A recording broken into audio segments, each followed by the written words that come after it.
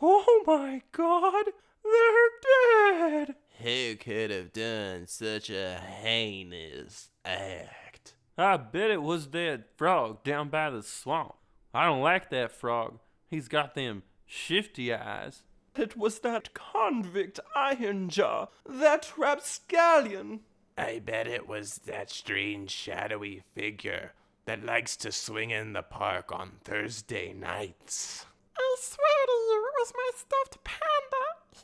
He's possessed. It could have been Ricky's arm. We haven't seen it since it got cut off. I definitely know who the killer is.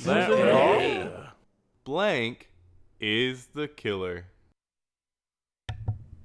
Hello and welcome to Blank is the Killer, the unoriginal horror movie podcast where I, your host Josh Baker, cover 6 new to me horror movies with a random spooky topic 7 at the end. Usually, today's going to be a little bit different, more like a lot bit different.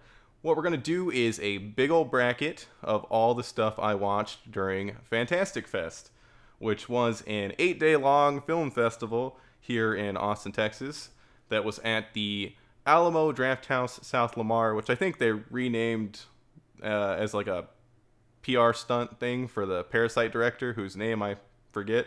That's going to happen a lot in this stream. I'm going to forget a lot of names and a lot of stuff like that, because we're going off pretty much no notes and just my memory of the films I watched. I didn't write anything down. This is raw and uncut. It's exciting. It's going to be a mess, I promise. Alright, so to start off, what we'll do is show the bracket. That makes sense, right? So let's bring that up here. As you can see, some people got some buys. Not people, but movies. Also, before we get there, the PRIMAL thing that's on here is technically a show. It's the only thing that's a show. Everything else is a movie, technically. All right, so let's hop right into it. So the first matchup, we're going to have Climate of the Hunter versus the Antenna. Wow, look at that. That production design, incredible. I'm doing it all by myself, so it's going to be slow and annoying. So what I'll do is try to be as spoiler-free as possible. I have a special guest for that real quick. Let me bring him in. Alright, it's me, Spoiler Beard, y'all's favorite person on the podcast. The landlubber Josh Baker is gonna try to be spoiler-free most of the time, but maybe some spoilers or slip out, you know, it happens. Anyways, spoiler-free stream. Thanks a lot, Spoiler Beard. Everyone hates you. Anyways, so yeah, what's up, Hammer? Yeah, this is going to be a big movie and one show bracket. So the first ones we got here are Climate of the Hunter and the Antenna, which I had to remember because this poster's not in English. So starting off, what we'll do is kind of talk about each little movie, a little gist about it. So Climate of the Hunter was a really interesting movie. The premise is there's a woman that's got some mental problems that thinks a newcomer to her area is a vampire. I'm not going to spoil if he is or is not, but that's what she thinks. It's a very hyper-stylized.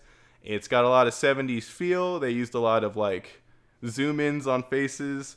There's a lot of interesting color and shot composition. And a really interesting thing in this movie is these weird sequences where they show what people are eating. They have a lot of really 70s gross out dinners. And there's a lot of dinners in the movie. It's a lot of fun. It's pretty comedic. People are campy and weird, but that's what they were going for. It's pretty fun. Now, on the other end, we have the Antenna. The Antenna, let's see if we can even kind of describe what this movie is about. Basically, the government is installing antennas on buildings to broadcast daily updates to all the citizens. It's probably nefarious, you know. That's what you think from the premise. There's black goo in this movie that starts seeping everywhere. People start getting weird.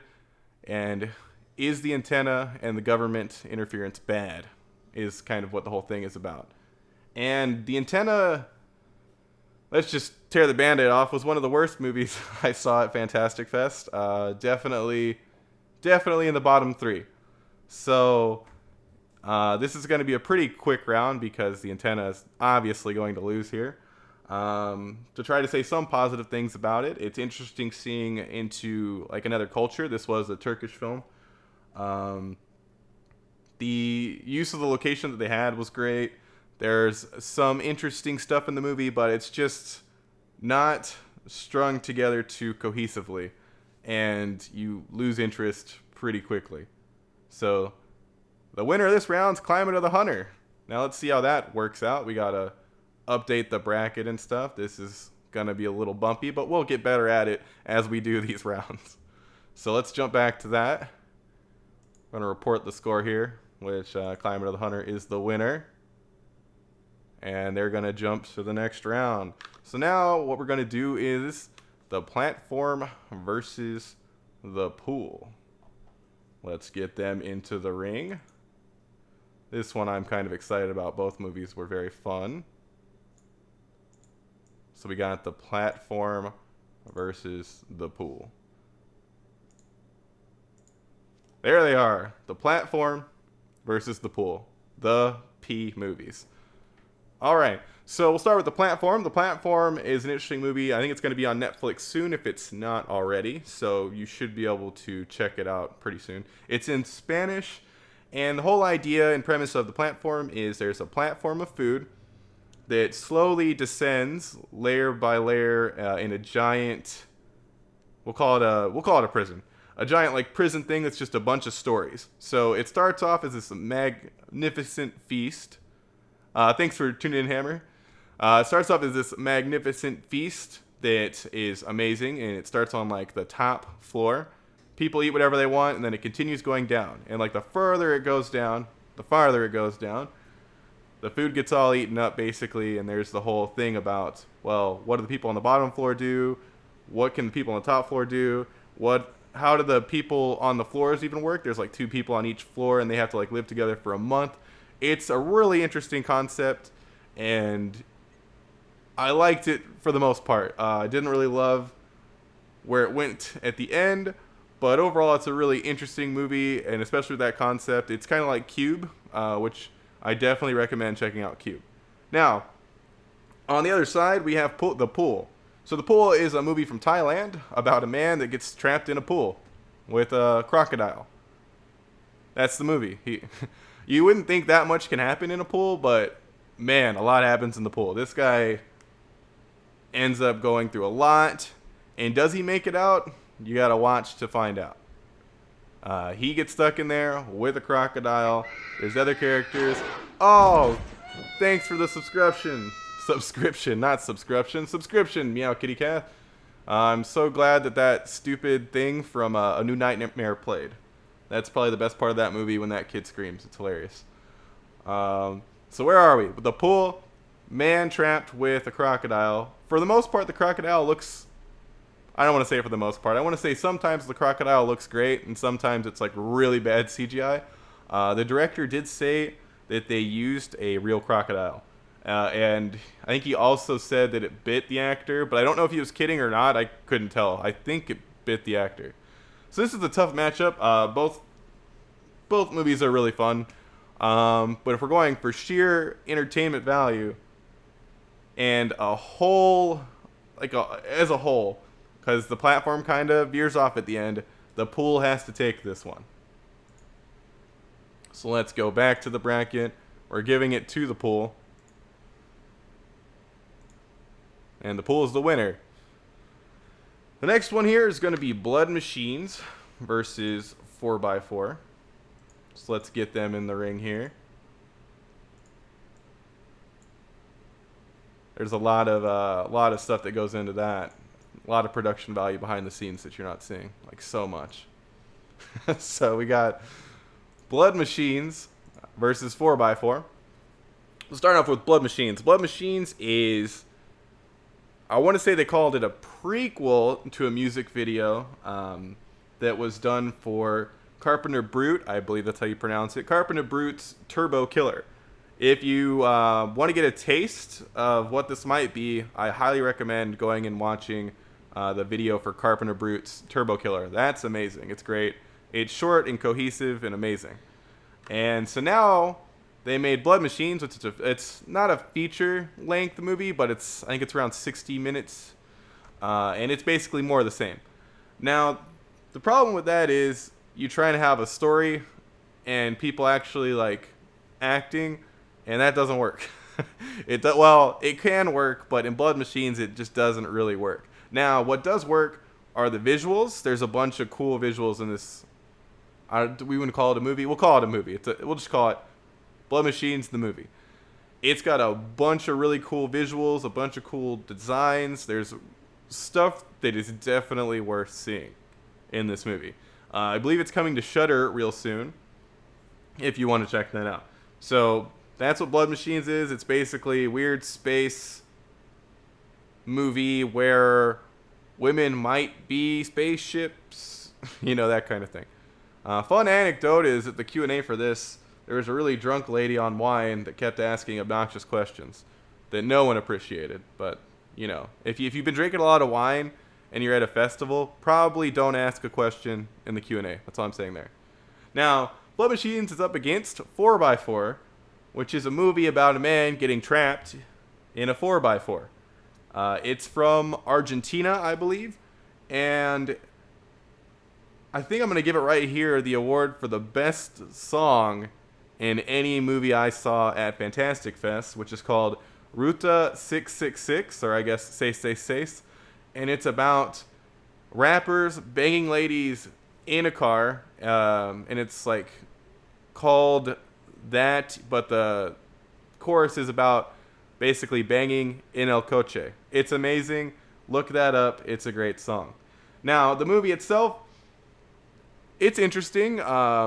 It kept my attention throughout, even though it's kind of like, it's like a bottle episode, but it's kind of more even compact than that. You got this guy just in a 4x4 for most of the movie.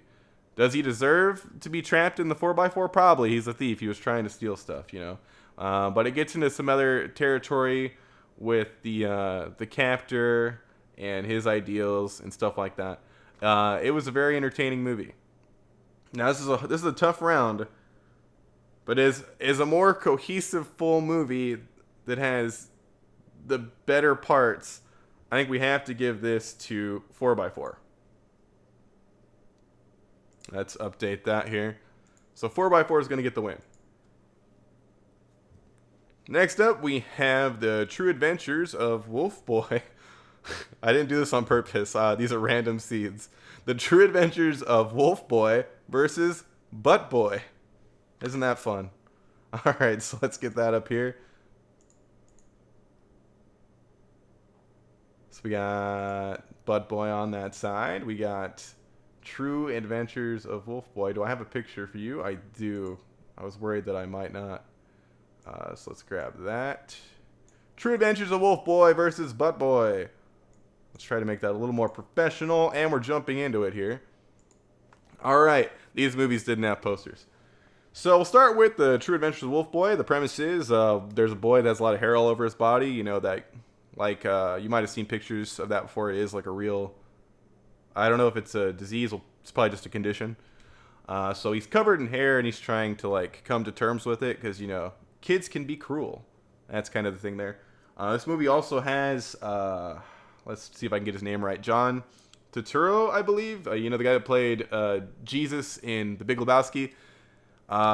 He was kind of my least favorite part of the movie, which is weird because I feel like he's normally great, but I didn't super love him in this. As a whole, though, the movie's kind of like this fun little fairy tale. You have Wolf Boy going on his adventures. He meets a mermaid in quotation marks, and there's even a pirate also in quotation marks that leads to some of the best scenes in my opinion that are a lot of fun. It's got a message about accepting everybody. It's great. Now on to Butt Boy. The the villain to Wolf Boy's hero. Butt Boy is a movie about a man who finds out he likes putting stuff up his butt. And we're talking about everything. We're not talking about small objects. We're talking about anything can go in the butt, basically, here. Light spoilers, because this happens in, I think the first 5 minutes, but he puts a dog up his butt. More spoilers. The dog's okay. But yeah, that's the kind of movie Butt Boy is. It's ridiculous. In the beginning, it plays itself kind of seriously until there's like a turn where it just goes like full on insanity. It's a lot of fun. It's super entertaining. What else can you say about Butt Boy? The performances are fine. They're not anything special. The performances are definitely better in the True Adventures of Wolf Boy, but if we're going for sheer entertainment here, and it's still a full cohesive movie, because you know that takes off a bunch of points, I'm gonna have to give the edge to Butt Boy just for the creativity of it alone, and for the the gall to make a movie about a man that just puts anything up his butt. So we're gonna go Butt Boy on this one. So let's update the bracket here. We'll bring that back up. Butt Boy is going to be the winner. Exciting. All right, next one we got Knives and Skin and We Summon Darkness. So let's bring them out here.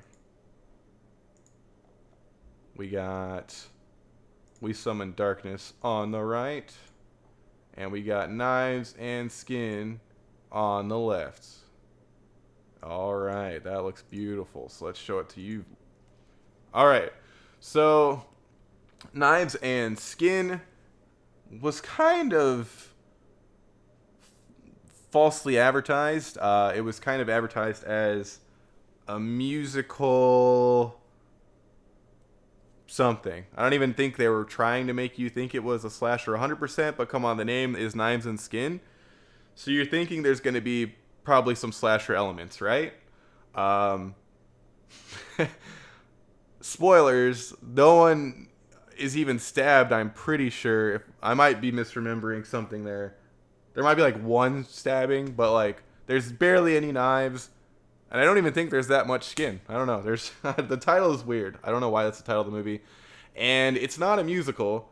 It just has some scenes where choir kids sing either in a classroom or in another location, but they're like singing songs. They're not like movie songs. They're like 80s covers. Well, not. I guess it's a cover because they're singing it.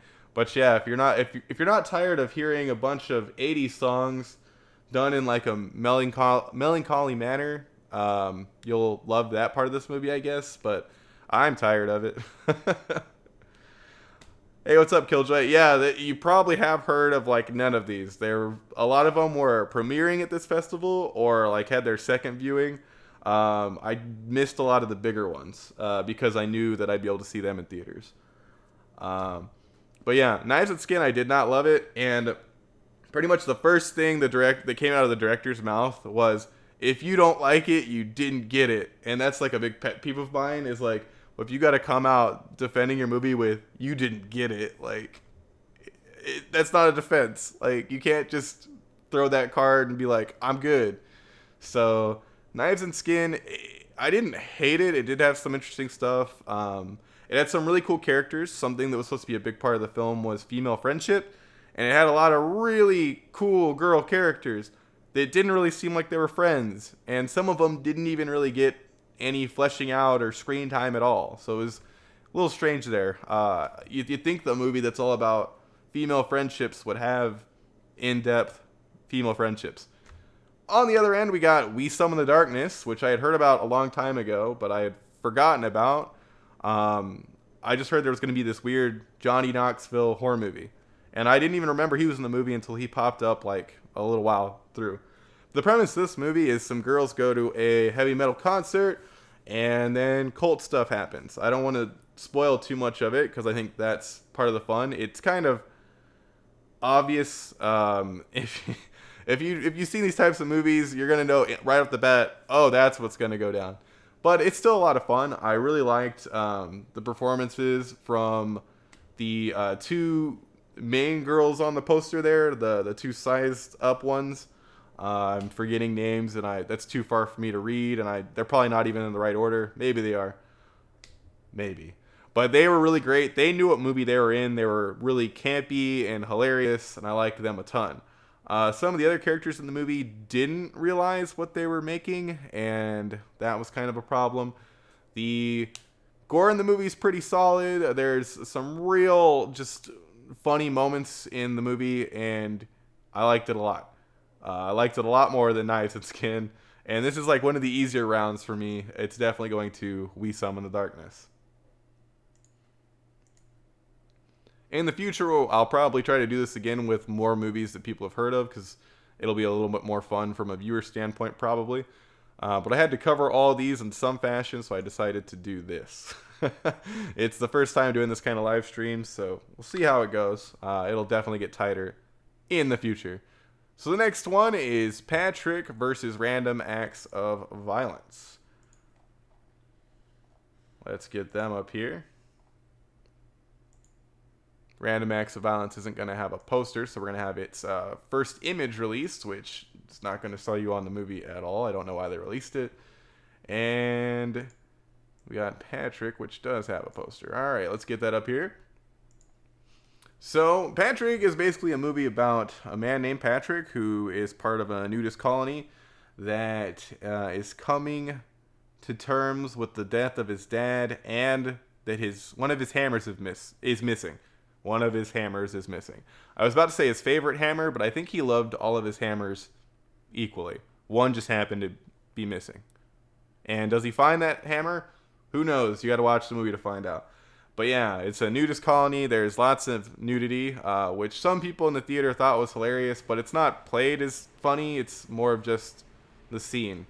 One weird thing about this movie is Jermaine Clement's in it, and he plays kind of like a douchey rock star, which is like on brand and great. I love Jermaine Clement, but like there doesn't really feel like a reason for Jermaine Clement to be in the movie, which is kind of weird. But I like this movie. It's got like a real nice feel to it. I liked the character Patrick. I feel like everyone, well, mostly everyone did really well acting wise. Jermaine Clement was just Jermaine Clement, but I guess he was in the movie because they wanted a big name. And Jermaine Clement's not even a huge name, so I don't know, but I still love the guy. I'll watch anything Jermaine Clement's in. He kind of was the reason I watched the movie, but not the reason I enjoyed the movie, if that makes sense. On the other end, we have Random Acts of Violence, which is not the first. I'm pretty sure he's done a few, but a movie written and directed by Jay Baruchel. I think it's how you pronounce it. Who knows? You know that guy that's friends with like Seth Rogen and those guys? I thought the guy in this was Cousin Skeeter's cousin, but it's a guy from Grey's Anatomy. It's also got like the girl that's in some of the Fast and Furious movies. That should have been a hint to me. What's up, Zach? That should have been a hint that the movie wasn't going to be great, because spoilers, it's terrible. Do I want to call this the worst movie I saw at Fantastic Fest? I think I do. If you happen to check out my Pumpkin Harvest that released yesterday, this movie did make the Rotten list, which that's a list of the worst movies I've seen this past year. I even made an exception to put this movie on that list, because normally a movie has to be covered on the podcast to be eligible. But Random Acts of Violence, it's a movie that starts off strong. It's interesting. The premise is there's a comic book writer who makes comics about a guy called Slasher Man, who is a slasher. He's not even like a heroic or anything. He's just like a serial killer, like straight up. He doesn't save anyone. He just kills people. And so he's making this, and then murders start happening that are like pulled from his comic books.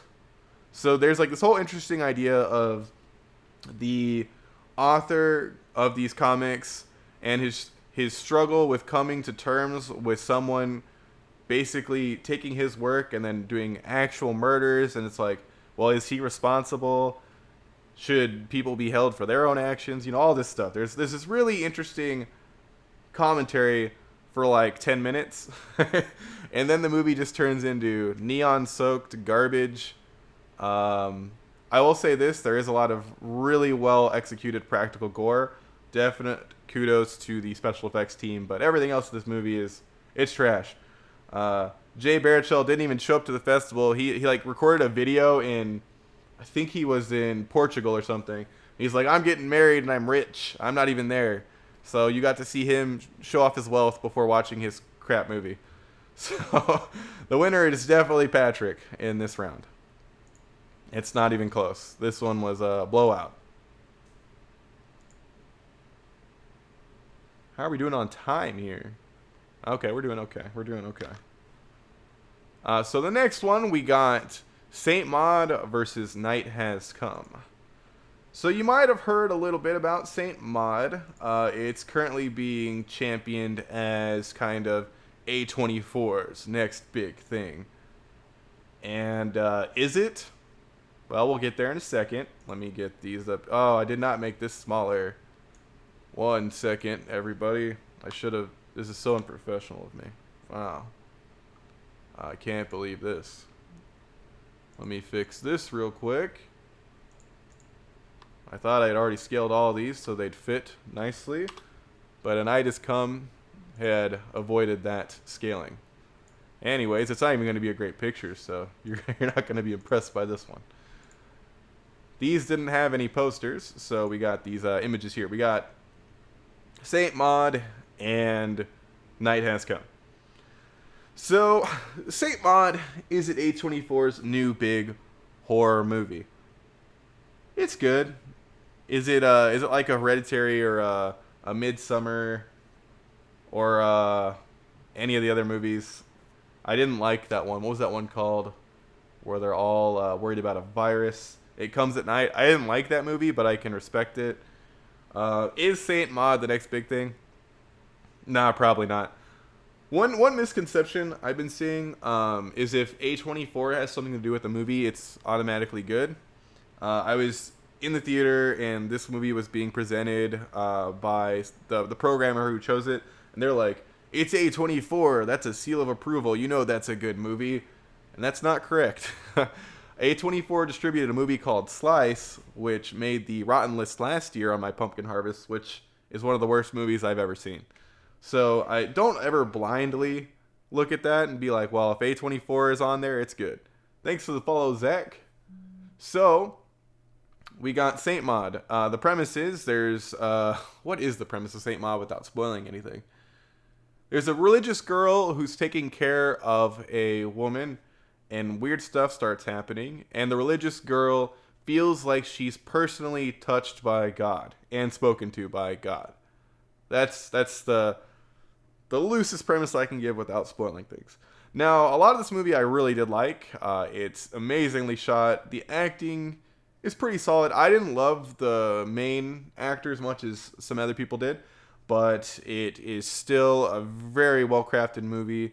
There's some really interesting imagery that happens, a lot of great scenes. But is it the next, like, Hereditary? No. Is it good? Yes.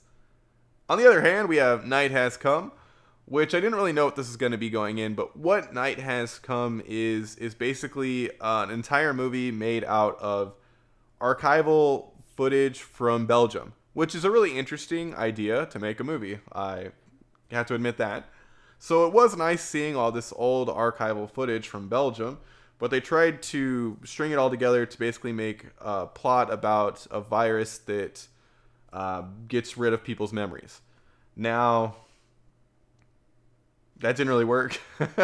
I found myself getting bored and only enjoying like the archival footage. The director came out for a Q&A, and I think one of the things he said was, I don't want people to just watch it and enjoy the footage. I want them to like the movie as like a narrative, which it just didn't work as. So yeah, it's an interesting film to see because you get to see this old footage repurposed in an attempt to make a narrative, but it didn't really work. And also in the Q&A, the director kind of said like this was his school project. He didn't get to really choose what he was doing, so it kind of feels like he didn't have as much passion for it as probably some of the other filmmakers did. But for what it is, it's very interesting, even though I didn't love it. And I think it can be done better. So the winner of this round is Saint Maud.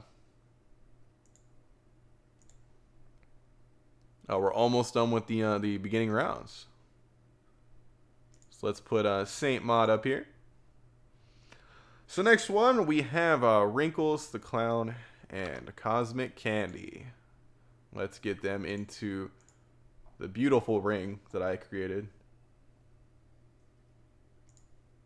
We got Cosmic Candy and Wrinkles. That's exciting. Wrinkles. That's a fun thing to say. While watching the movie, I kept thinking of Rankles the Clown. I don't know. I'm dumb. Anyways, we got Wrinkles the Clown versus Cosmic Candy. What Wrinkles the Clown is a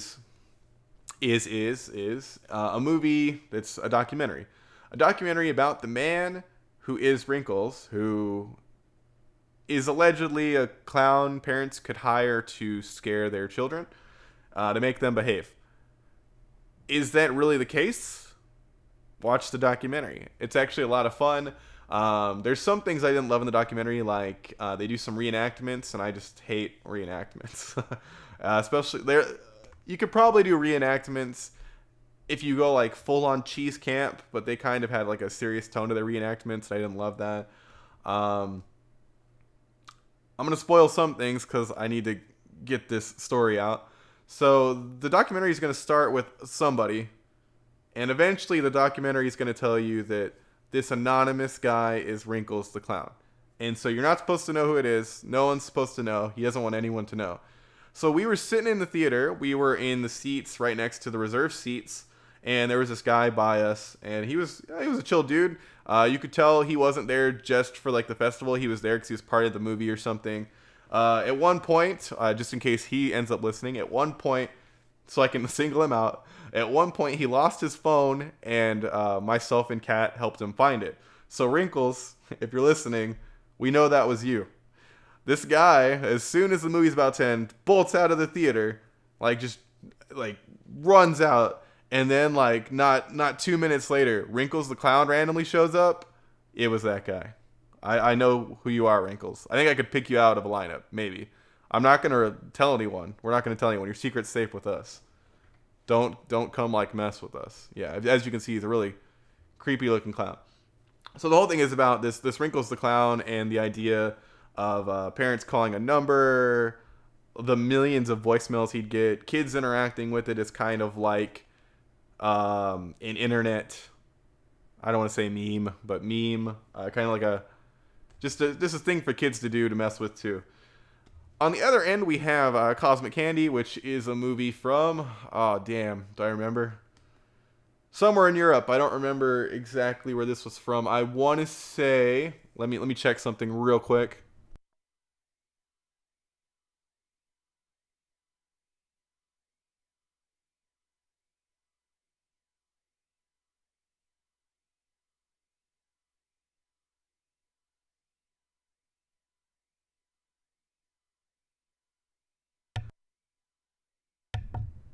All right, I think it's Greek. I should have remembered that, but there were a lot of movies. As you can see, there was 26. So this movie is about an odd girl who loves pop rocks, which are also called Cosmic Candy, I believe. I'm pretty sure this is a Greek movie. I want to say it is. We're gonna lean into it. And so the idea is that she has this weird neighbor who's a man with this daughter, and then he disappears, and so she's watching the daughter. And it's kind of about their relationships, because she's kind of eccentric and real neat about her stuff. And now she has this wild kid, so it's about their adventures. It even gets a little unnatural and cosmic, we'll say, towards the end, which is a lot of fun. The movie is beautifully shot. The costumes are great. The acting is amazing. It had a problem that a lot of movies had that I saw at Fantastic Fest, was kind of it petered out towards the end, which, a lot of the movies did. But overall, I really enjoyed it. The director and the composer were there, and the music was great. They were really cool. They were hanging out the whole festival, and it was nice to see that. Because some of the people would come, show their movie, and just disappear. Anyways, back to Wrinkles to give it a little bit more. it's just a really fun documentary about an oddball clown. It's an interesting idea to like look this person up and try to tell the story behind it. There was like originally a weird viral video of wrinkles coming out from underneath a girl's bed, and that's kind of where things took off. And then they started putting like phone numbers everywhere, and it's really interesting. This is a tough matchup. I want to give the edge to Rankles. Rankles the Clown is the winner here. It was close though. This one was close. Probably the hardest match of these first rounds. So we're gonna give that to Wrinkles the Clown. Oh, the next one is interesting because they're both documentaries that are very similar. We got Memory, The Origins of Alien, and Phil Tippett, Mad Dreams and Monsters, I believe is the title. It's a little cut off there. So let's get them up here. We got Phil. And we got Memory, The Origins of Alien. And yes, that is Phil Tippett, Mad Dreams, and Monsters. So we'll start off here with Memory. Memory is pretty much an in-depth look of kind of like the behind the scenes of the movie Alien. There's a lot in it. These are a little weird to talk about because it's, you know, they have a lot of behind the scenes stuff from different movies. Alien is specifically Alien. And if I'm being honest, all right, I'll be honest with y'all. I kind of fell asleep during this movie. And that's not the movie's fault. So the way Fantastic Fest works is it's basically 11 a.m. is when most movies start around. And your last movie will get out at around 2 a.m. You'll get home at like the earliest. So as you can probably deduce from when it starts, when it ends, every day, going back and forth, you're going to get super sleepy at points because you're not going to get as much sleep as you want, especially if you're going to like the parties and stuff.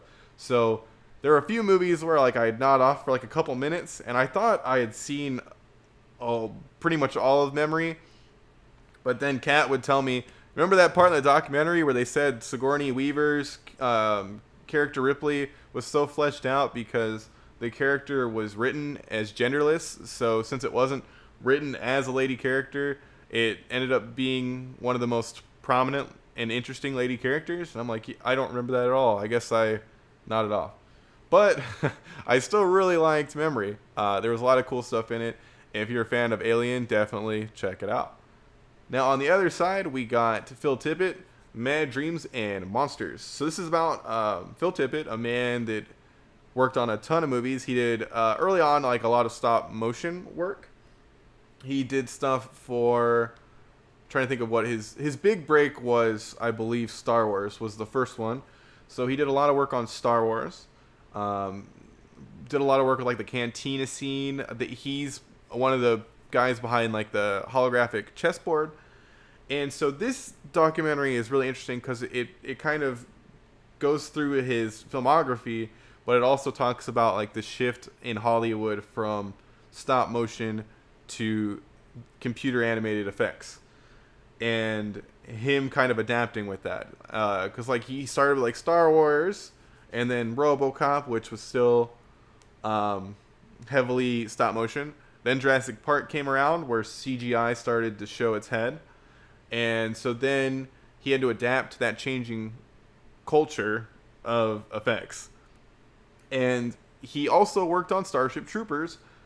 And seeing the stuff behind Starship Troopers was really cool because what they would do is like they do stop motion and then they'd kind of mocap the stop motion and the figures they'd make.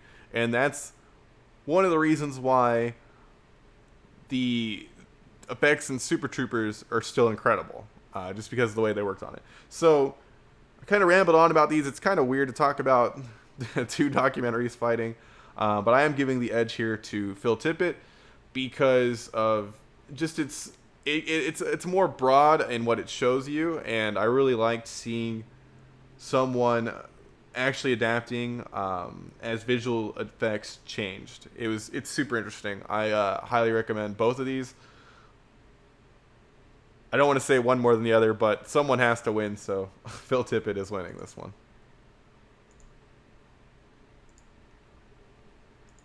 All right, so there's going to be some new movies in this round, but some movies got to buy.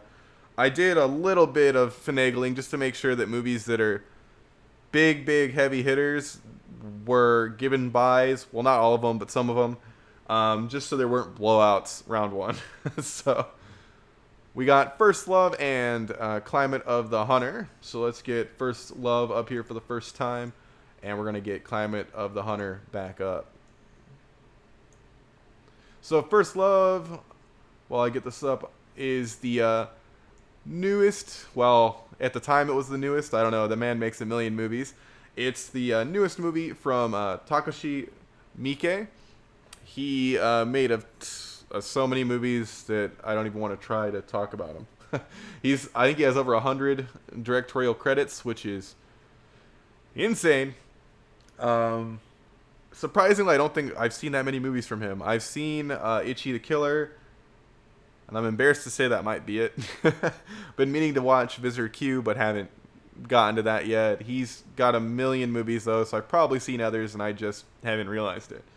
So First Love, the premise is it's a wacky Yakuza story where, you know, unfortunate events just keep happening to some characters, and it's just like a cat and mouse kind of thing. It's funny. It's mostly funny. There's some drama a little bit, but it's mostly like a really fun comedic movie.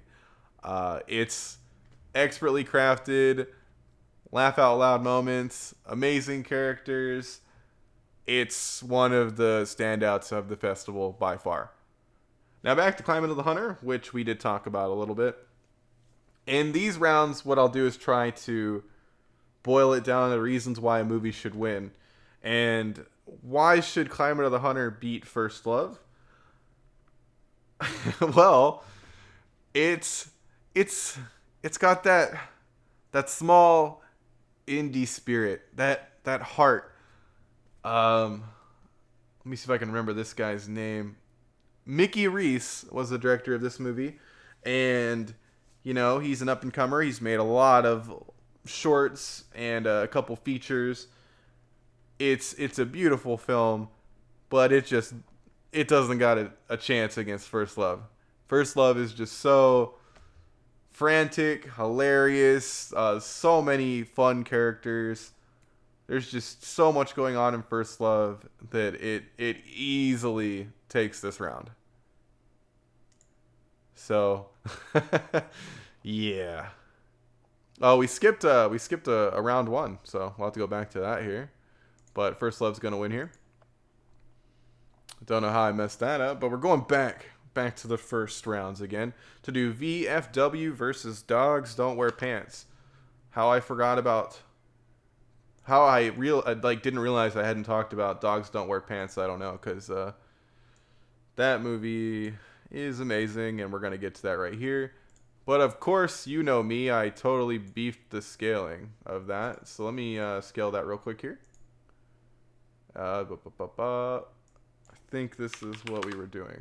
I'm not sure though, so. All right. Professionalism, raw and uncut, the mess, whatever you want to call the stream. VFW didn't have a poster, and it's going to have a really small image because the aspect ratio they did for the film was stupid. Well, it was stupid for this movie, I'll say that. All right, so here is VFW versus Dogs Don't Wear Pants. VFW is the second movie that I believe his name is Joe Begos had at the festival. He also had a movie called Bliss, which I did not see. He posted some stuff on Twitter that rubbed me the wrong way. People weren't liking Bliss, I believe, and so he was saying, "Oh, nobody wants like a bloody sexual shot on film movie." And I'm like, no, people want that. They just want movies like that are good. I didn't see Bliss, but if it's anything like VFW, it was probably mediocre. I don't know. I'll probably check it out in the future. Don't send mean messages my way for that. I'll give Bliss a chance. But VFW is a shot on film movie here. Its premise is a bunch of veterans in like a VFW bar end up being sieged by a bunch of drug addicts.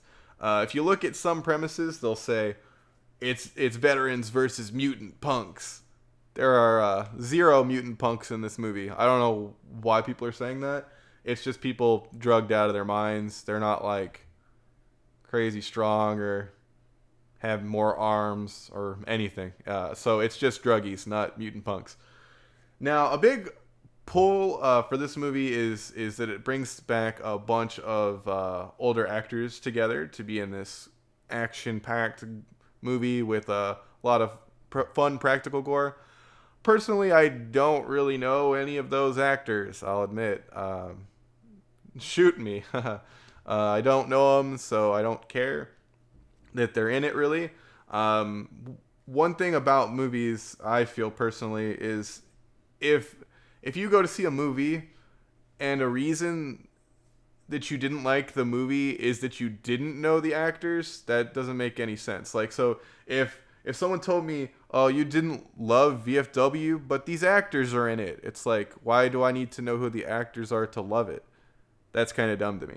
So VFW, I didn't hate it. I didn't hate the movie. I see a lot of positive buzz, but I don't think it's that great. The problem is it just kind of like drags on in places. If you can see this shot here that we have on the stream, pretty much all the movie is that kind of lighting. Like almost all of it is this awful red. And it's dark. It's not easy to see everything.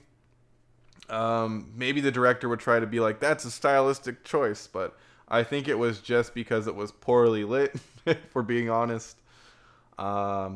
It's cool that the dude's still shooting on film, but, you know, you're not Tarantino levels, my guy. On the other end, we have Dogs Don't Wear Pants. All right, so to start off, Dogs Don't Wear Pants won Best of the Fest, which I agree with. It's a very good movie. We'll see if it wins this bracket. I don't know. But it's a very interesting and good movie. Now, you'll see something.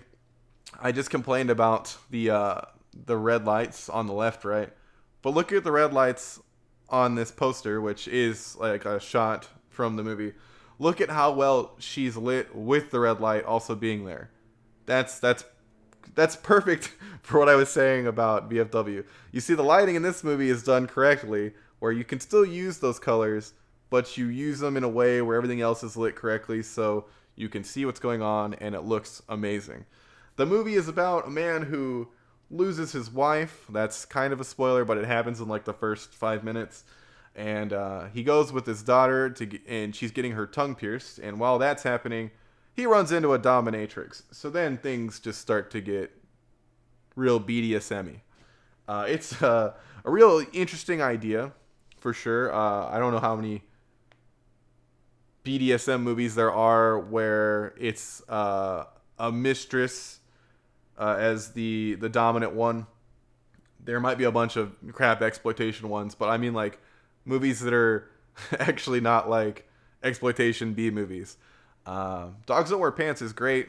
The acting in it is phenomenal. I do not remember which country it was from, but it's one of those European countries. I want to say maybe the Netherlands, but I think that's wrong. I think it is in some kind of Dutch or something like that. It's got amazing costumes. It's enthralling throughout. The sound design is great. The soundtrack is great. And it's just so much fun. And it's got some scenes that are really unsettling. We had I guess what do I want to call this person? First time Gore Gary in the theater, and he was like very vocal about some things happening. There's not a lot of gore, there's some, and he was very vocal whenever any of it happened, and that was very annoying to me. Baby's first on-screen gore, I guess. But the gore is well done in the movie, incredibly well done. The little bits that are shown, everything is amazing. I was just sucked in by this movie. Never even thought about the runtime. Was just there for it the entire way through. So it's pretty obvious Dogs Don't Wear Pants is winning this round. And we'll see how far it ends up because it's got some tough competition close to it. I think that's the only round one we did not do. How are we on time here? All right, we hit an hour, but we're going to speed up because you know about most of these movies. There's a few that we haven't talked about yet. It's the ones that did get some buys. We got Sea Fever. Is that right? Nope. We got Dogs Don't Wear Pants up, so we'll just finish that out. We'll do The Pool versus Dogs Don't Wear Pants. Let's get that up real quick. Spoilers, it's going to be a quick one. So we just talked about Dogs Don't Wear Pants at length here. Does The Pool have anything that makes it better than Dogs Don't Wear Pants? Well, it does have a crocodile in a pool. That's fun. But these movies are apples and oranges, where Dogs Don't Wear Pants is this amazing, perfect apple, and The Pool is this orange. You like the orange, but like you're gonna forget about this orange. So in this one, Dogs Don't Wear Pants just wins. The Pool is really fun, but it's a little more fun for fun's sake, while still being a little bit like, this is kind of dumb in parts. While Dogs That Wear Pants is just like amazing the entire way through. So it's a blowout on this one.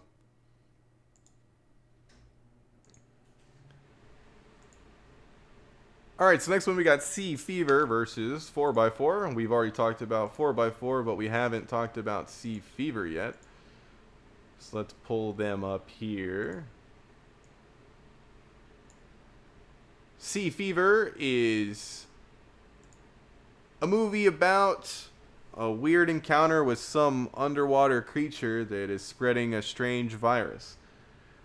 Now, I liked Sea Fever. The problem with Sea Fever is, I've seen this movie. You know, we've all seen it countless times. Like, you got like The Thing, a bunch of other movies I can't think of right now. One thing I really did like about this movie is you have this girl who's like the scientist character, and as soon as she's introduced, she literally says the line. Well, I'm gonna paraphrase it, but it's, "I don't do other people." And it was just that bad. It's right along that same vein. It's one of the most awful like lines of the whole festival, honestly. Like, you could have easily shown that visually. You don't have to have your character be like, "Other people, gross." So that was really silly. And another big gripe I had about this movie is you have this really smart marine scientist character, and this thing's happening to this boat. The whole thing, pretty much the whole thing happens on this boat, which is really cool. I really like the setting. It's awesome. It all looks great. But it's happening on this boat, and there's this like weird creature is attaching itself to the boat. And what is the first thing the genius marine scientist girl does? She tries to touch this weird goo that's coming out of the creature that she doesn't know what it is with her bare hand. Yeah, I don't know. Like, why would you have your super smart scientist character do this? Who knows? Nobody knows.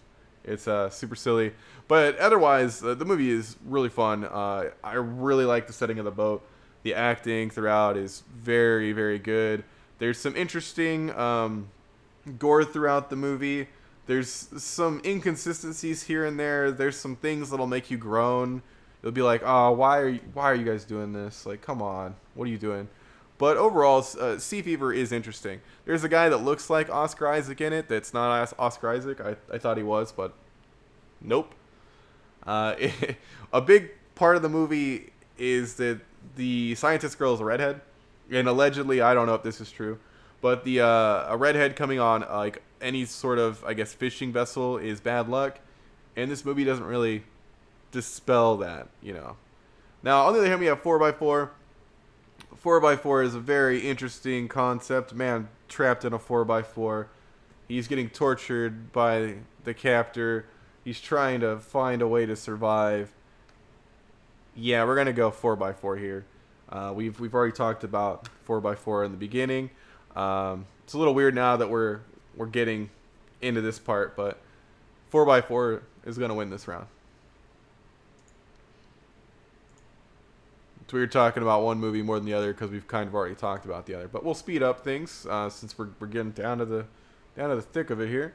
Next round, we got Little Joe versus Butt Boy. Let's pull them up. Little Joe did not have a poster, and the promotional material outfit right now is not amazing. It's kind of boring, so just be prepared for that. And you know, Butt Boy's picture was also terrible. So we got Little Joe versus Butt Boy. Little Joe, the premise is plants are being biologically engineered to cure like depression. Plants that make you happy. And you got this scientist making these plants. She has a kid. You know, they make like a new stream of this plant, and then it seems like this plant might be taking over people. That's kind of the plot. You know, you've seen that plot before, like what, Invasion of the Body Snatchers. I guess we could even say the thing again, kind of, not really. But you've seen this plot like a lot. And does Little Joe bring anything to the table? Well, it brings some plants that look really cool. That's about it. Everything else is pretty boring. I fell asleep a few times in this movie. And this is a later movie, so normally later on I was not that tired, but it's boring. Not much happens to keep you awake. The acting is okay, but it's not showing you anything new, like at all, on that kind of genre where people are being infected by something and being taken over by it.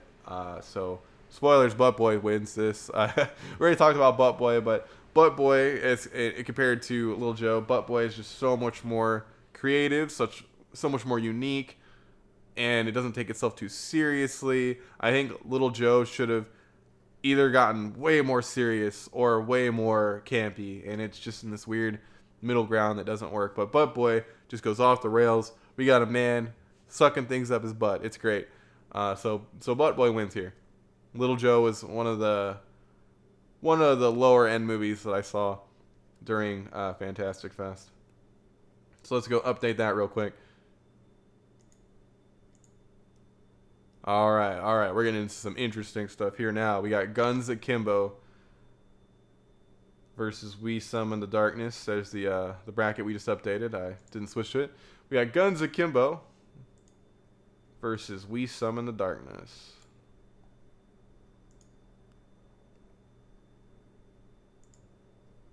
All right.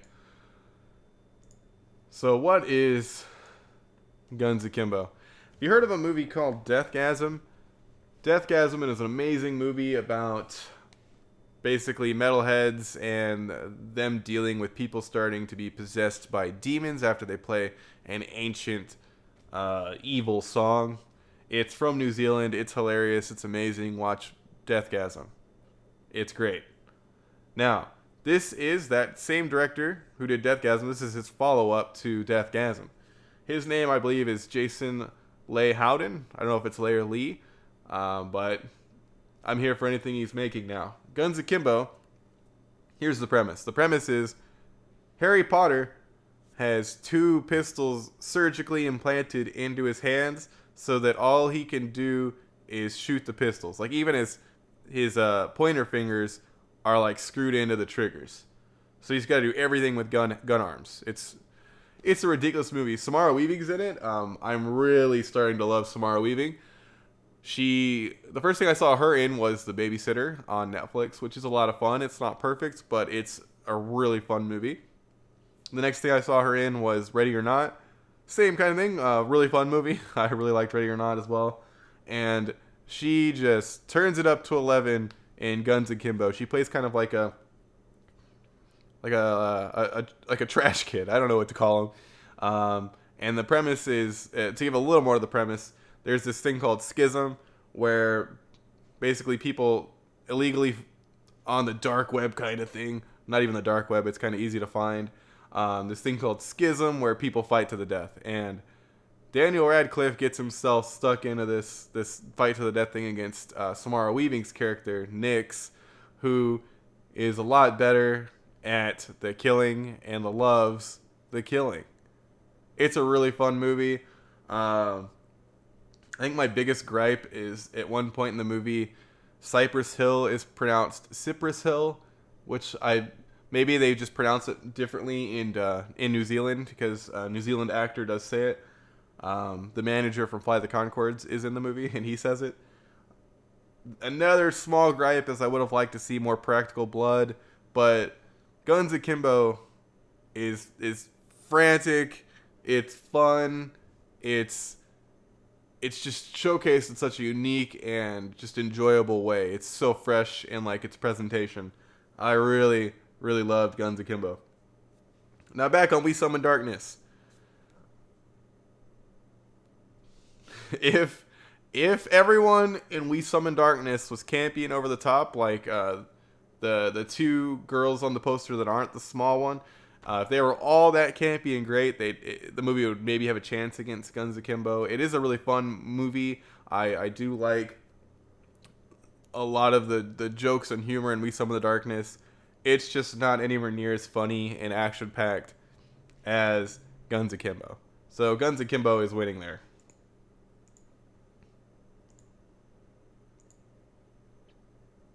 All right, we're going to start speeding up here. Because we're done talking about... Oh, well, there's still two movies we haven't talked about, but not for this round. This round, we're going to have Patrick and Saint Maud. Mood. Like smog or something. So we got Saint Maud and Patrick. Back up. So Patrick's kind of like a really heartfelt look at grief. And Saint Maud is kind of like a slow burn. The first time we said that on the podcast. But like a slow burn look at, we'll call it mental illness. Patrick is more of a drama. Saint Maud is a horror movie. Which one would you watch over the other here? Probably Saint Maud. I'm gonna tip my hat to Saint Maud in this round. Mostly because it's just a creepier, more interesting movie in regards to just some of the presentation. Patrick is also amazing and shot incredibly well, but there's just some weird moments in Patrick that take you out of the movie, like Jermaine Clement and some weird stuff that goes on. Saint Maud is just this real unnerving time. Is it like the scariest thing ever? No, but it's still really fun and interesting to see. So Saint Maud's winning this round. As you see, yeah, some of these things are going to get a lot quicker. So now we have, alright, let me see if I can pronounce this right. Genndy TARTAKOVSKY'S PRIMAL. Let's get that up here. As you can see, Saint Maud won. The poster I found for Primal is super boring, which does not do what Primal is justice. So I wish they had another poster more easily available. So that was Primal versus Wrinkles.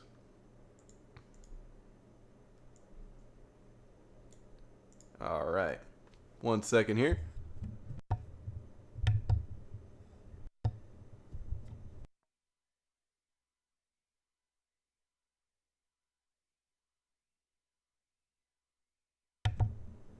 Alright, so we got Primal versus Wrinkles.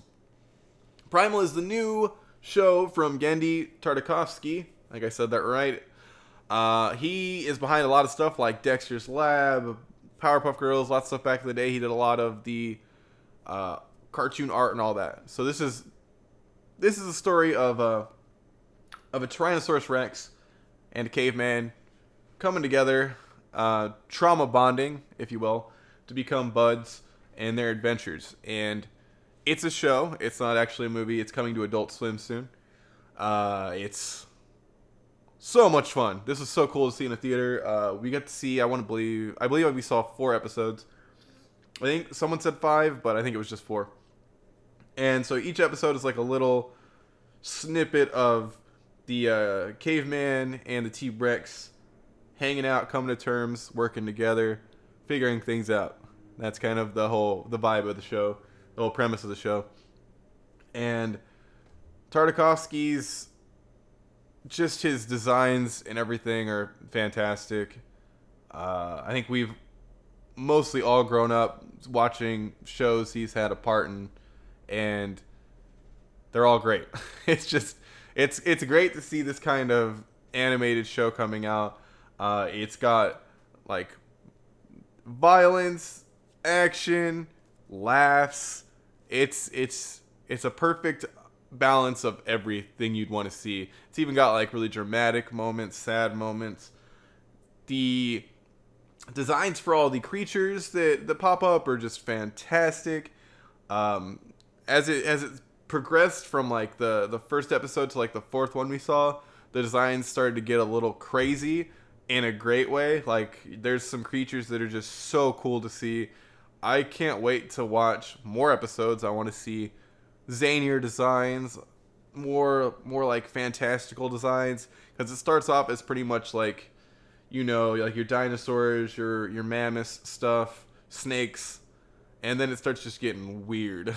So Primal is really cool, and as soon as that's on Adult Swim, check that out for sure. Now, we got Wrinkles over here, which is a really fun documentary. We talked about a little already about this clown that parents could hire to scare their kids to keep them in line. You know, if you're a bad boy, Wrinkles the clown's gonna spankles you. You know what I mean? That kind of thing. Even though I think he'd do way more than spank. He'd probably like rip your head off, because look at him, he's creepy. That's the whole idea.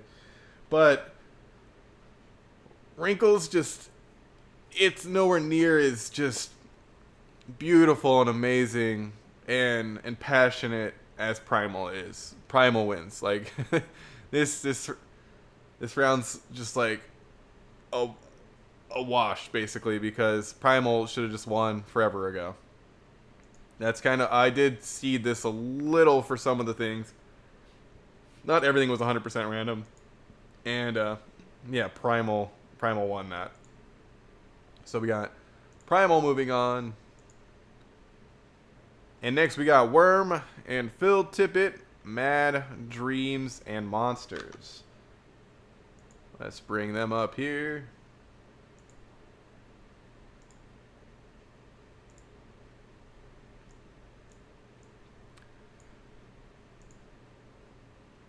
So a movie I almost didn't see. At first, I wasn't sold on it from like just a little summary, which is like a boy hasn't done something, so he might not get to move on in school or something.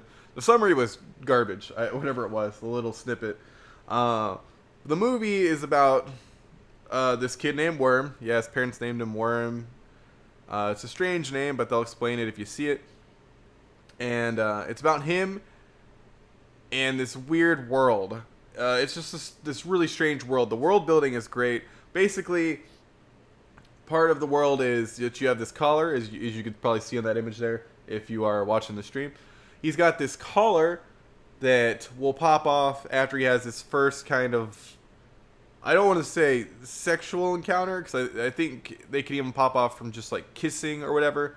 But basically, your first intimate physical interaction is what it takes for the collar to pop off. So you need to have that interaction to like move on up in school.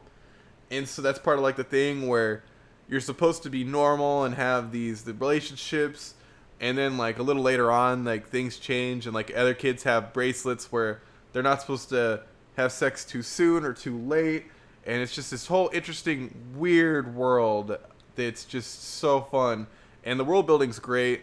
Like a thing about the dad is that he's always in the bathroom.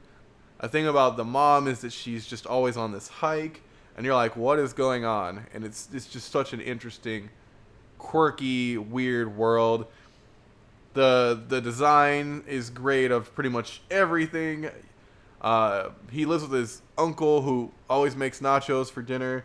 The costuming is fantastic. As you can see there's a brother also and a sister. He's like twins with this sister that he shares a room with. And the brother, he's dead. So part of the movie is Worm trying to record people for like a memorial of his brother. It's great. Great coming of age movie. I really liked Worm. It did have an issue that a lot of movies shared, where it kind of took a while to get to the ending, and there were multiple parts where like, is it ending here? This is a fine place to end. Oh no, we're still going. This is also a fine place to end. We're still going. So that kind of happened, and there's some stuff with the parents that I think could have been handled a little bit differently to make it flow better. But overall, Worm is just this really unique, cool coming-of-age movie. On the other hand, we have Phil Tippett, which is about basically a man's journey as his love, his craft of stop motion is getting invaded by CGI and computer visual effects, and his adapting to that. And it is a great documentary. It's really cool to see everything and learn about the history of those effects changing. But Worm is just such a unique and interesting and entertaining movie that it's got to take this one. So I'm giving this one to Worm. It would probably be really hard for a documentary to win one of these things, you know. All right, we're getting down to the nitty-gritty here. Next matchup, we have First Love versus Dogs Don't Wear Pants. We've talked about both of these films.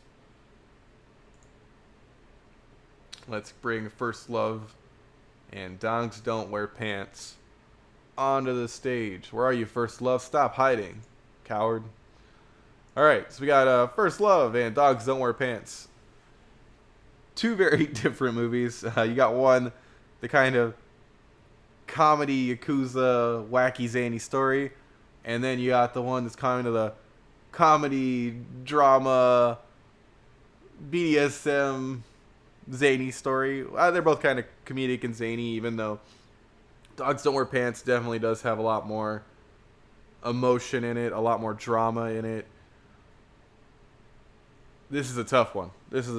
I knew we were going to get down to some matchups that are just real hard here. So, First Love, it's a lot of fun, but doesn't really do that much new.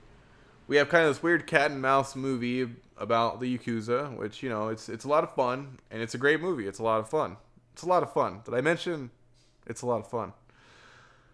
But Dogs Don't Wear Pants is just such a unique movie. I've never seen anything like Dogs Don't Wear Pants, and it's just so weird, and it brings you into like this weird BDSM world, and you see this man coming to terms with his grief, who honestly just needed to probably see a therapist, but it's just this weird window into these people's lives.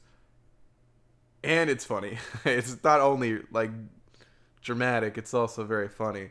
And First Love is a lot of fun. There's so much stuff that happens into it, but like it just doesn't have the uniqueness factor that Dogs Don't Wear Pants does. So Dogs Don't Wear Pants, you've won this round. It's getting real tough.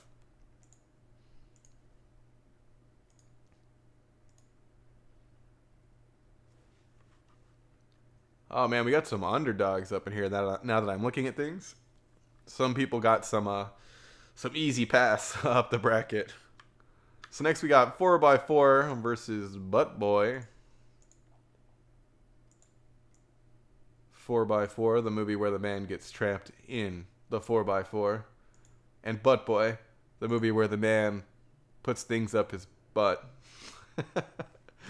So these two movies, they're both ridiculous concepts. 4x4 allegedly was based on a true story. We couldn't find that true story.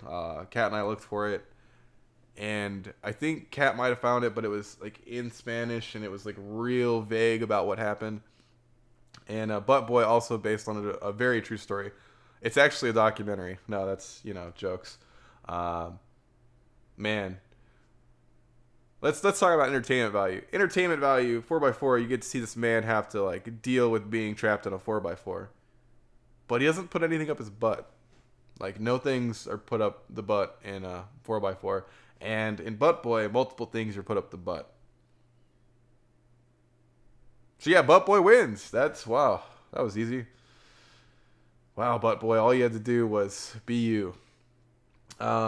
Let's say a little bit more to make this seem more fair. But yeah, so the Butt Boy's whole thing of just like the presentation and the serious and the right parts and just the overly comedic and the other parts, and just this weird thing between him and this detective who's trying to figure out why these, I don't want to say what's missing, but why certain things are missing. It's a delight. Butt Boy is a delight. So Butt Boy is winning this one. All right. So next matchup, we got Guns Akimbo versus Saint Maud. Let's bring them up. Production value, exciting. Even though I'm going to be honest, this one's going to be real quick. So we got Butt Boy versus Saint Maud here. So little anecdote about Butt Boy. Not Butt Boy. Bro, got Butt Boy on the brain. I guess that's a Freud thing. I don't know. So we got Guns Akimbo. Little anecdote about Guns Akimbo. I had the opportunity to sign up for it a second time. The way Fantastic Fest works is every day you'd get some rounds. Most days had 5 rounds. 5 rounds with 5 different movies-ish. Some of the numbers change there, but basically 5 rounds, 5 movies throughout the day. And you'd order the movies in the basically most wanted to see to least wanted to see. And then hopefully you'd get your most wanted. If you didn't, you'd get like your next. Stuff like that. So that's how you kind of got to see the movies. You chose your choices and hopefully would get what you wanted. Now, I saw Guns Akimbo day one because I've been waiting for Guns Akimbo to come out for years. As soon as I heard that the Deathgasm guy, Jason Lee Howden, or Leigh Howden, I need to check on that. I'm very sorry, Jason. I'll know for next time. I've been waiting for his follow-up forever because Deathgasm is one of my favorite movies. I highly recommend checking out Deathgasm. So is this movie, Guns Akimbo, was even added to the fest, I want to say, the day before it started. They got the rights to show it, which is super cool. So I was like, as long as I see Guns Akimbo, I'm happy. That's the movie I want to see at this festival. So I saw that day one, and then move forward some days. I'm choosing another movie for like the last showing of the day, and Guns Akimbo was a choice again because you had the chance to see like every movie in 2 different days they'd play. So you'd have like 2 different possible showings to catch something. I thought about just watching Guns Akimbo again, and I really regret that I didn't because instead I saw VFW, which I didn't love. It's fine. It's not amazing. It's not terrible. But I should have watched Guns Akimbo again. That's showing you how much I loved this movie. There's not another movie here that I was like, I need to see this movie again. Let's talk about Saint Maud for a second. So Saint Maud, on the other end, I walked out of the theater, and my initial response to Saint Maud was, meh. I think that's partially because before I had even seen the movie, there was already buzz online about it being like the next scary thing from May 24. I know a lot of people like to hype up things like crazy, especially when it's from A24. But Saint Maud didn't blow me away. I did enjoy it. The longer I was away from it, the more I appreciated it, especially after seeing some of the other movies at the fest. Saint Maud started rising to the top. I was like, oh man, after seeing that, Saint Maud is incredible kind of thing. But it's nowhere near Guns Akimbo. Guns Akimbo, spoilers everybody, I think it's going to take the whole thing. We'll see what happens. But yeah, Guns Akimbo wins this round, for sure. It's just everything I want in a movie. It does miss a few jokes. A few jokes don't land for me, but it's just the presentation and the humor and the way everything's just shown is amazing in Guns Akimbo. So that's taking this round. Oh man, we're getting down to it. So next we have Primal versus Worm. Let's bring them to the ring one more time. Got Worm on the right here, and we're going to have Primal on the left. All right. There we go. Now, this is a tough one. This is one of the toughest ones I've had to do so far. We got Primal, an amazing, passion-filled cartoon from one of the best cartoon creators of all time. Then we got Worm, an amazing, passion-filled coming-of-age story from a new-ish director. I don't know if this is his first feature or not. I know that Worm is basically an elongated feature version of a short he did a few years ago called Worm as well. Same concept, but now it's big and better. And as I said a little bit earlier in the Worm section, is Worm had some problems with where to end, what are we doing. It's still an amazing movie with great acting, great humor, great world building. But Primal is just one of the most like tight and concise boxes of entertainment I've seen in a long time. And it doesn't even have any dialogue or anything. I mean, the T-Rex and the caveman grunt at each other sometimes, but there's not even any like spoken English words or anything. It's just this experience with this caveman and dinosaur bonding and surviving and fighting and hunting, and it's just so visceral and enjoyable, and I loved everything about Primal. So since I loved everything about Primal and I loved mostly everything about Worm, Primal takes this round.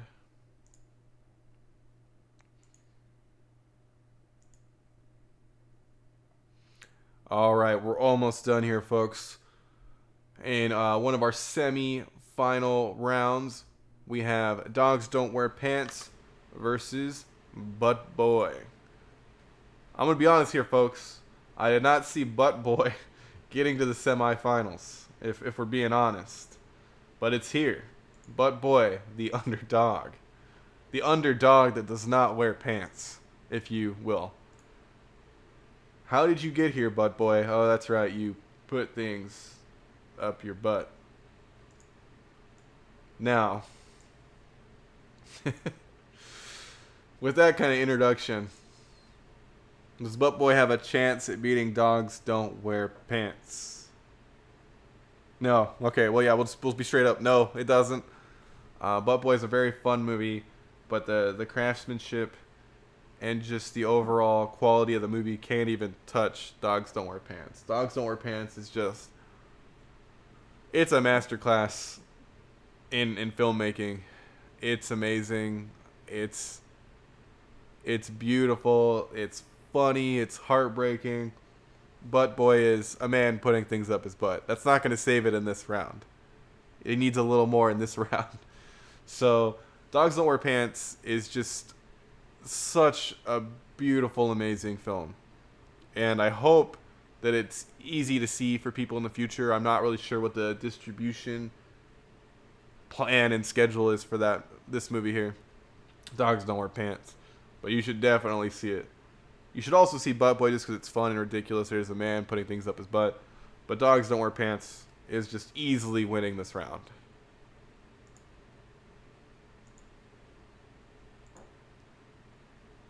And it's going to be in grand finals. Dogs Don't Wear Pants, everybody. So now we have Guns Akimbo versus Primal. I wasn't sure how Primal was going to do here because it is a TV show instead of a movie. But it's held its own and it's up here with the big dogs. Will it be up here, up there in grand finals with the big Dogs Don't Wear Pants? Only this round will tell. All right, so we got Guns Akimbo versus Primal.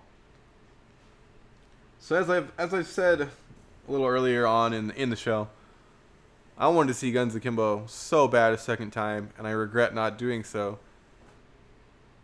The most heartbreaking thing about Guns Akimbo is I don't think there are any current plans for distribution. I don't know how you're going to see this movie. I don't think any studios have purchased it to distribute yet, which is a shame. I don't know why it's not like sitting there with millions of bids from everyone trying to grab this movie. I guess maybe it's hard to market this movie, even though I don't think it is. I think you just have to say Harry Potter has 2 pistols attached to his hands. Like that should sell a movie to anyone. I don't think I've ever met anyone that's like, I don't want to see that. I don't want to see a movie where Harry Potter has 2 pistols attached to his hands. If there are people like that, I don't want to associate myself with them. Guns Don't Akimbo. Guns Don't Akimbo. Yeah, that's a new movie. That's a combination of Dogs That Wear Pants and Guns Akimbo. Guns Akimbo is just so much fun. It's the most fun movie of the fest. Hands down, the most fun. There's some small issues I have with it. Some very small issues. But for the most part, fun. Primal. Amazing animated show that's so great. But how does it hold up entertainment-wise to Guns Akimbo? It just barely misses the mark. Guns Akimbo is just so stupid in the best possible way. It's so entertaining. It's so fun. Harry Potter has 2 pistols attached to his hands. We've beaten that to death, but that will make your movie go further and further. Now, even though I keep saying Harry Potter, pistols attached to his hands, in this movie, you're not even going to think about Daniel Radcliffe. You're not even going to see him as Daniel Radcliffe. You're just going to see him as this weird, pathetic character that gets guns for hands, which is perfect. I don't want to see Harry Potter because that means he didn't do a great job acting. Daniel Radcliffe is great. Samara Weaving is great.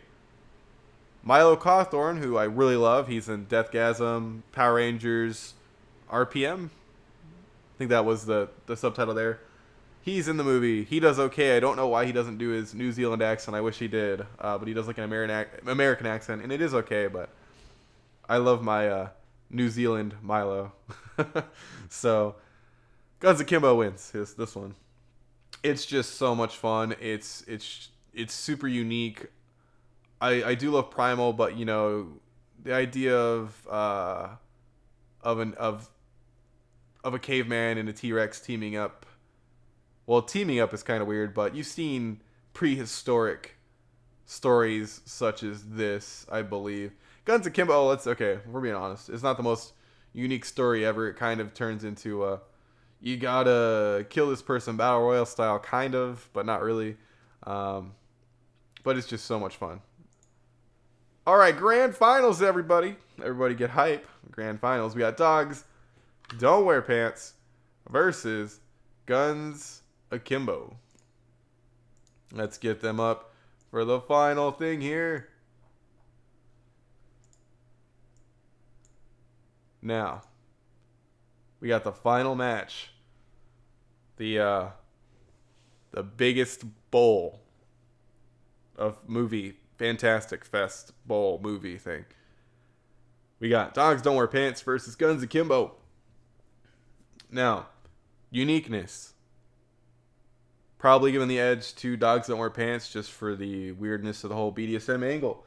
Now, Guns Akimbo does have the weird idea of someone getting guns surgically attached to their hands where they have to always have gun hands. That's great. Acting. I want to say equal here. Equal parts. Both have some great performances. Guns Akimbo's are a little more ham-tastic and campy, but that's what it's going for. It's amazing. Dogs Don't Wear Pants are very grounded, dramatic, and real, and they're great. Cinematography. Dogs Don't Wear Pants, the cinematography is a little bit more safe than Guns Akimbo. It's still beautiful and amazing, and more subdued, which for the movie it makes perfect sense. But Guns Akimbo, we are going all over the place with action, weirdness, crazy stuff, which is what that movie was set it out to do. But now that I think about it, yeah, that was never Dogs Don't Wear Pants, so they're pretty much equal there. Straight up entertainment value. Straight up entertainment value. Both movies held my my attention perfectly. Both movies were a lot of fun. But for rewatching, which one did I want to see again? If you've been paying attention, there's been only one movie that I've talked about this whole entire time that I really want to see again. I'm pining to see it again. And that's Guns Akimbo. And I think Guns Akimbo is going to take this right here for the sole reason that I need to watch it again. Like, I loved it so much that I just have to see it again. And Dogs Don't Wear Pants, don't get me wrong, it's a beautiful, amazing movie. It won the Fantastic Fest award. So it won in the more prestigious, we'll call it tournament, the actual one of Fantastic Fest. So, and they're a lot smarter than me, as you all already know. But if we're talking about the blank is the killer, Raw and Uncut Fantastic Fest tournament, Guns Akimbo has to be our winner because it's just the one movie that I gotta see it again. I love Dogs Don't Wear Pants, but I don't have to see it again. But Guns Akimbo, as soon as I can, I'm gonna sit in front of my TV, put that on, invite people over, indoctrinate them with Guns Akimbo, be kind of like a Jehovah's Witness going door to door with the DVD, even though no one has DVD players anymore, being like, watch this movie, watch it, it's great, it's fun, it's everything I wanted from the guy that made Deathgasm. It's just great. Which reminds me, Deathgasm 2 allegedly is starting and being filmed as well, which, what's that gonna be? Who knows? But the winner of the whole shebang is Guns Akimbo. Do we have a little fun animation? No. That was kind of, wait, what if we do this? If we end the tournament, is it exciting? No. Challenge doesn't give you a little exciting animation. Bummer. I should have had that prepped, but I don't have a fun animation. So instead what we'll do is, 1 second. I can do this. We'll make this exciting. Let's see here. Of course, this is being annoying. Normally this would be really easy, but I have some stuff set all stupid. Here we go. That's an ugly color. If you're not watching this live, oh man, you're missing out. This is gonna be so crazy. Wow, this is gonna be so beautiful. You're gonna be like, wow, I can't believe he threw this together in like 2 seconds. Man's a genius.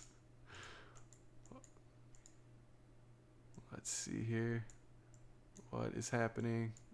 No.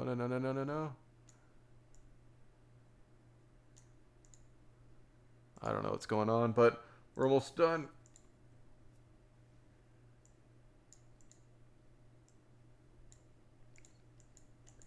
It's just it's gonna blow your mind as soon as you see this. Like, it's gonna be worth the wait. And woo! Guns Akimbo is the winner. Look at that confetti. Oh, it looks so good. It's so amazing. Beautiful. Just the most fun movie of the Fantastic Fest. It's amazing. It's great. It's incredible.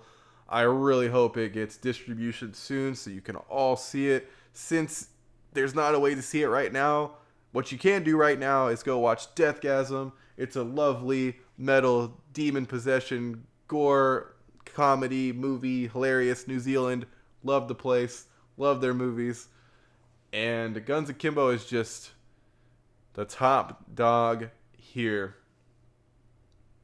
It's the winner, baby.